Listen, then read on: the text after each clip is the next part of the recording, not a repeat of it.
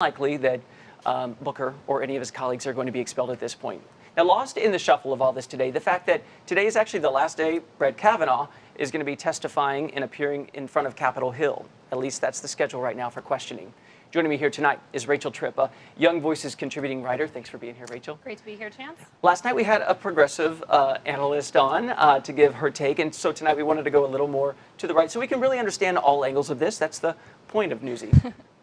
You've been watching all this. I have. Do you believe that Brett Kavanaugh is going to be the next Supreme Court justice? I do. I think that it would take a miracle of a confirmation hearing to make it otherwise. I think that it's been a done deal right from the beginning. And I think that his answers show that he knows that he just has to get through these hearings, which is why he's been what some have called evasive, what others have called vague. Yeah. Now, I'm not just saying this because you're a more conservative writer. It seems Republicans ran a tight ship, and they kept it moving, and that's what's going to get him through. He could have been mired down by a lot of this stuff, but I don't think he will be. I think it speaks to his level of preparation as well, that through all of the disruptions, whether from Democratic senators or from individuals in the audience, he was sort of unfazed. His answers were clear, they were strong. He's been, pulled into very tricky conversations and questions throughout all three of these days. And so far, the worst thing that we've been hearing about is the actions of others, which I think says a lot. There's consternation out there in about half of the population, many people in minority groups. So I wanted to touch on that tonight with you. We know that Brett Kavanaugh, in the near future or in the long term, could be weighing in on big things like abortion, like immigration, like education. And today the Hispanic caucus came out and said some things that they're worried about. Listen to this, and then we'll get your take. Hispanic voters already face a wide range of obstacles during the electoral process, including work restrictions, language barriers, voter intimidation, and accessibility to the polls. These decisions would create further hurdles for this community to be fully enfranchised. Over 70% of the American people believe that a woman's reproductive system is hers to decide, and that this is decided. If you allow Kavanaugh, he will overturn Roe versus Wade. This judge is not just a threat to immigrants, but to anybody of Latino heritage. And we want to make sure that we push back on that. Rachel, we know that the Supreme Court could very well decide which voting districts are legal when they're drawn on a map, could decide which immigration policies are legal. Do they have cause to worry? I think there is a right to be concerned when there is a confirmation of any Supreme Court justice. The responsibility is immense and the term is for a lifetime. So I understand the concern on both sides here. But thinking about the specifics, whether it's immigration or Roe v. Wade, what we need to consider with Brett Kavanaugh specifically is that he is a justice that has proven that he will put his personal politics aside and rule instead in adherence with the Constitution.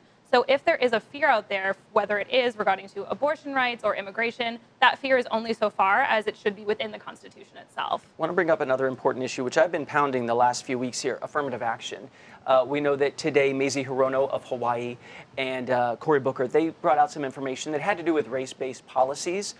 It's been up in front of the Supreme Court many times. It has barely hung on the last time, and people worry about it going down in flames in the near future. Listen to what was said today, and then we're going to come back after this. He will not protect our civil and human rights. He will take us back. He has very clearly demonstrated why the president nominated him. Voting rights are on the line. You've heard about the South Carolina case, and there is nothing more important than what is happening right now on voter suppression around the country. Kavanaugh evaded rather than answered. He refused to answer whether a diverse student body is a compelling interest. And though he used the term racial spoils in an op-ed that he himself authored, he pretended like he couldn't define it, that he didn't know that the term is commonly used by white supremacists. All right, in some of these cases, he was talking about like Native Hawaiians, and others maybe airports, but there's a concern out there that he could say, I don't, based on my reading of the Constitution, believe that race-based policy should exist. That could extend to admissions policies, to hiring policies. Based on his record and what he said the past 3 days, I wonder, do you think he would strike down affirmative action? I think that there's been a little bit of histrionics around this topic in that he was very clear to state that he is someone who believes that there is a great deal of racial disparity still alive in this country, that he acknowledges that, and that he believes that there need to be policies in place to deal with that, to fill that gap, and to support people of different, the existing different policy, though. ethnicities. Right. So I think that the difference there is that he may not see affirmative action as the way to close that gap, but that's really nothing new when looking at someone coming from a conservative background. Mm-hmm.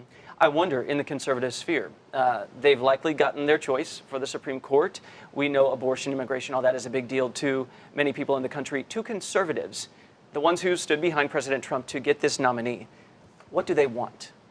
I think they're looking for someone who is going to put the rule of law first, someone who is going to rule in alliance with the Constitution, someone who is going to know that personal politics is not the same as being a judge. The judges should not rule or legislate from the bench, and that they should really just be someone to interpret the laws as written.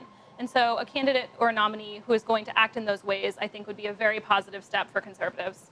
All right. We may not have all the documents. We probably never will, but we probably will soon have a new Supreme Court justice. And it looks like in October when they gavel in, he might be there, right? I think it's almost certainly the case. Rachel, thank you so much. Thanks so much. Appreciate it. We are still no closer to learning which senior administration official anonymously wrote that op-ed article for the New York Times, calling themselves a part of the resistance and questioning President Trump's mental fitness for office. But there is new fallout, including from Senator Rand Paul, a Republican, who's calling for lie detector tests to be administered.